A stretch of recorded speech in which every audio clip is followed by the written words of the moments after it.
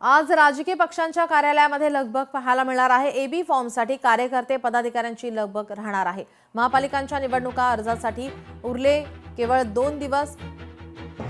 अद्याप महायुती आघाडीकडून उमेदवार यादी ही जाहीर झालेली नाही, मात्र एबी फॉर्म वाटप हे आता करण्यात येतंय। मनसेकडून काल राज ठाकरे यांच्या निवासस्थानाबाहेर एबी फॉर्मसाठी सर्वच पदाधिकारी हे दाखल झाले होते।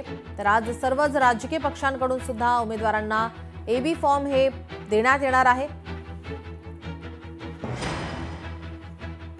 आपले प्रतिनिधी स्वप्नील जाधव आपल्यासोबत जोडलेले आहेत। स्वप्नील, आपण पाहतो या ठिकाणी जागा वाटपाचा मुद्दा अद्यापही याचा तिढा हा सुटलेला नाही, मात्र आज एबी फॉर्म वाटप हे होणार आहे। अनेक पदाधिकारी यांची आज राजकीय पक्षांच्या कार्यालयावर गर्दी पाहायला मिळणार आहे।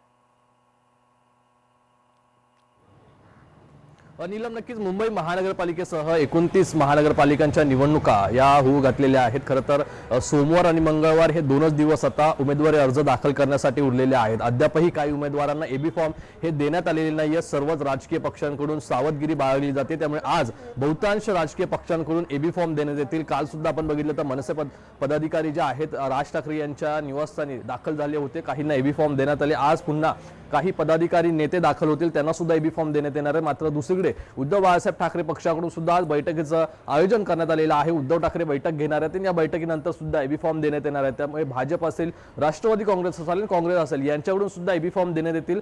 2 दिवस उरलेले आहेत, त्यामुळे उद्या आणि परवा निवडणूक अर्ज दाखल करण्याची लगबग सुरू असेल। त्यामुळे आज जास्तीत जास्त उमेदवारांपर्यंत हे एबी फॉर्म पोहोचवण्याचा उद्देश सर्वच राजकीय पक्षांपुढे असणार आहे। त्यामुळे आज नक्कीच सर्व राजकीय पक्षांच्या कार्यालयामध्ये एबी फॉर्मसाठी उमेदवार हे उमेदवारांची लगबग असल्याचं आपल्याला पाहायला मिळेल।